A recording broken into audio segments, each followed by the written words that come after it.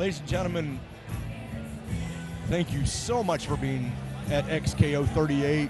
I'm Scott Groff, and I am joined by one of the top female MMA fighters in the world. And of course, I'm talking about Jin Yu Fry, and she, we're just talking about before that last fight, she's off to fight in South Korea, her next fight. And Jen, what promotion are you going to be fighting with? This is going to be a South Korean promotion called Road FC. I'm fighting Sao Hee Han. She actually was just recently cut from the UFC. She had 4 or 5 fights for the UFC, and you know, she didn't have the greatest run, but she was pretty outsized. She's even kind of small for atom weight. I think you know, she's like 2 or 3 inches shorter than me. So she, like I said, she just got cut from the UFC, and then she signed with Road, and just recently, this past summer, won their inaugural atomweight title.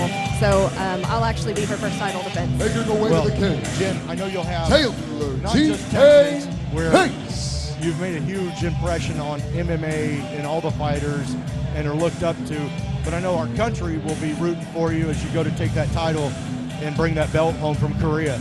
So we're looking forward to that. Folks, we're getting ready for our co-main event of the amateurs, and this ought to be a good one. Stepping into the cage right now is Taylor T-Pain Pace. And Taylor is fighting out of Lindale, Texas. She is 2-2 in her amateur career, stands 5'6", 136 pounds, and she is considers herself a really good jiu-jitsu practitioner. She's strong MMA fighter, and one of the things I found interesting about this young lady is she's quite young, 2-2, and she's 18 years old. Wow. So 18 and to have 4 amateur fights already, that's a hell of a start to your career. Yeah, for sure. I wonder what age she started training jiu-jitsu.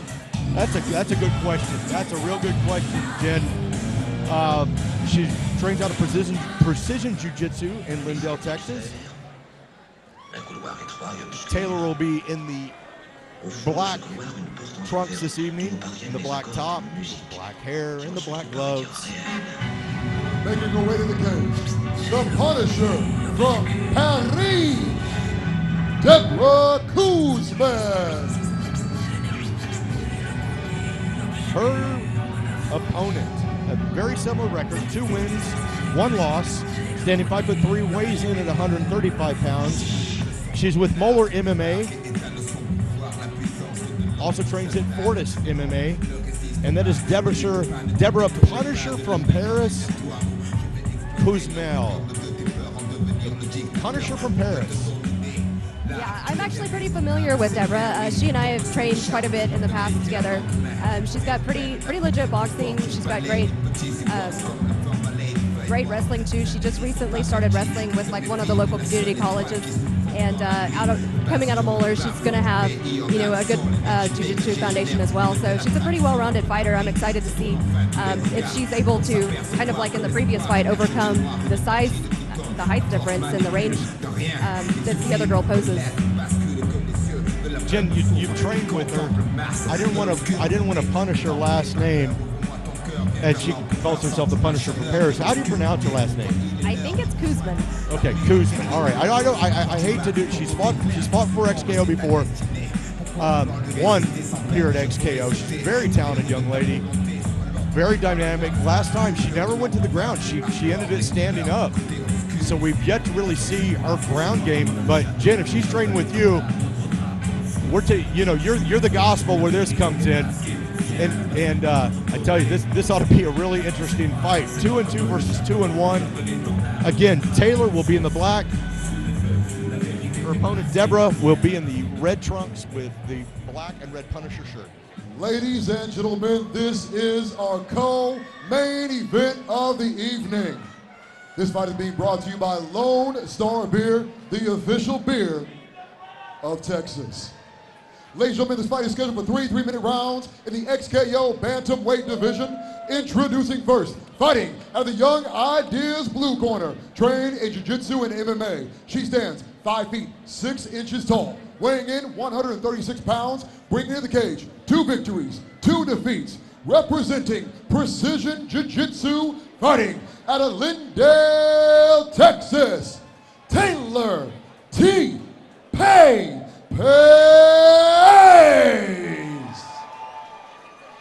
Her opponent across the cage, fighting at the Jim Ross red corner, trained in boxing and wrestling. She stands 5 feet 3 inches tall, weighing in 135 pounds, bringing to the cage 2 victories, 1 defeat, representing Moeller MMA and Fortis MMA, fighting out of Paris, France, by way of Dallas, Texas. Como ça va? The Punisher from Paris, Deborah Kouzmin. Referee Dawn Turnage.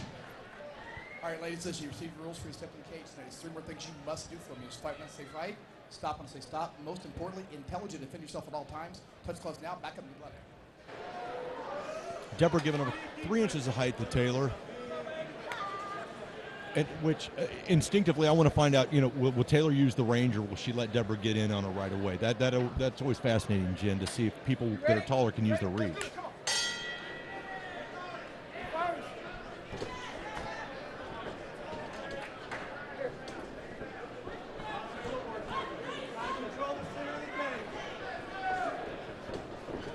Go Taylor with a big right, using that jab. She's staying at distance there from Deborah. Deborah moving in a little bit. Deborah fighting southpaw, or excuse me, Taylor fighting southpaw, Deborah fighting orthodox stance. Always makes for an interesting fight.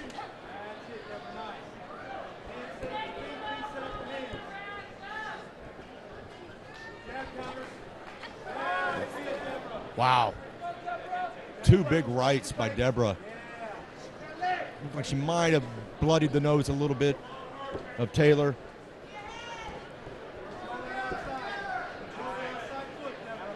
Jen, what do you see? You know, I don't see her taking advantage of her reach too much. She's not pumping, just keeping her jab out there. She's throwing it, you know, intermittently, but just not really putting it in Deborah's face. Not throwing a lot of kicks. Typically, whenever you want to keep somebody at range, you know, you keep them at that range with your jab and the end of your kicks. If you're Deborah, what would you be your game plan fighting a taller fighter like Taylor? Definitely close the distance and fight on the inside. Deborah has pretty solid technique, and I know from experience she throws pretty hard. So she's going to want to get inside, and even if she wants to like slow her down a little bit, she wants to get inside and just start working her body if she can't reach the face. It looks like both ladies have cut each other a little bit. It looks like Deborah has a little cut under her right eye, right on the cheek. Taylor, maybe a little bit of blood coming out of the nose. Both ladies content to try and punish each other with strikes. Nothing as far as a takedown or anything attempted, nothing on the cage this far. Nice combination there by Deborah. Yeah, I think she's having the best success when she does get in on the inside and stays on her. Taylor looks a little bit uncomfortable whenever she's trying to lead the exchange, and Deborah's staying on her.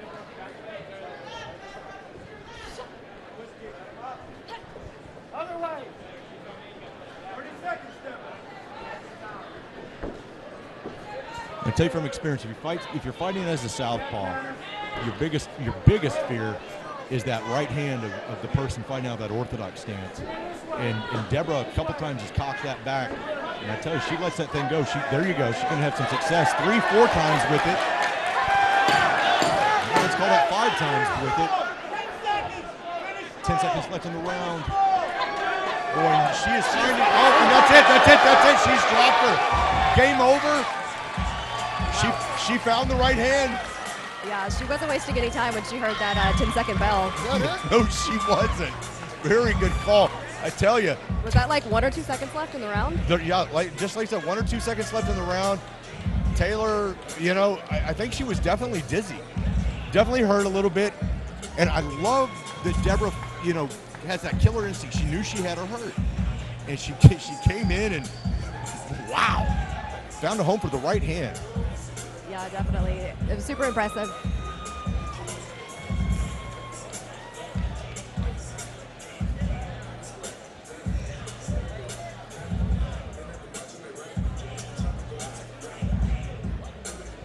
So I guess this time size didn't matter. Size did not matter at all. I love it. The 3 inches meant nothing. And Jen, you called it. Once she got on the inside, she made Pace very uncomfortable, and then found a home for the right hand and continued to throw it in bunches. And boy, end of game. Yeah, definitely. Deborah has a great killer instinct, and that's not something that you can necessarily teach someone. Absolutely. So, you know, this is the amateurs. And that being said, you know, this is a learning experience. And Jen, I'm sure we've both seen people with tremendous amateur careers maybe go undefeated 5-6 fights amateur. They go to their first pro fight and just get the break speed off of them because they weren't ready. And so this is really, yeah, you'd love to win them all, but this is really where you hone your skills, is it not? Yeah, this is definitely where you learn if this is the sport for you Ladies or not. and Good call. gentlemen, your referee maybe Don bowling. Turnage is going to stop And, this you know, fight you see at 2 how- minutes and how you take the 58 loss and seconds how- into how it round number either, 1.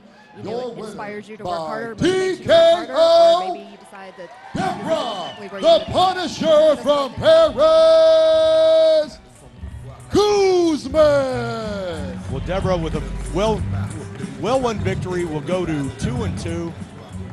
Taylor Pace will go to 2-3. Really good fight. And Jen, I love how you put that. You find out in your amateur career, this is the sport for you. If you don't like getting punched in the face, perhaps golf better suits you.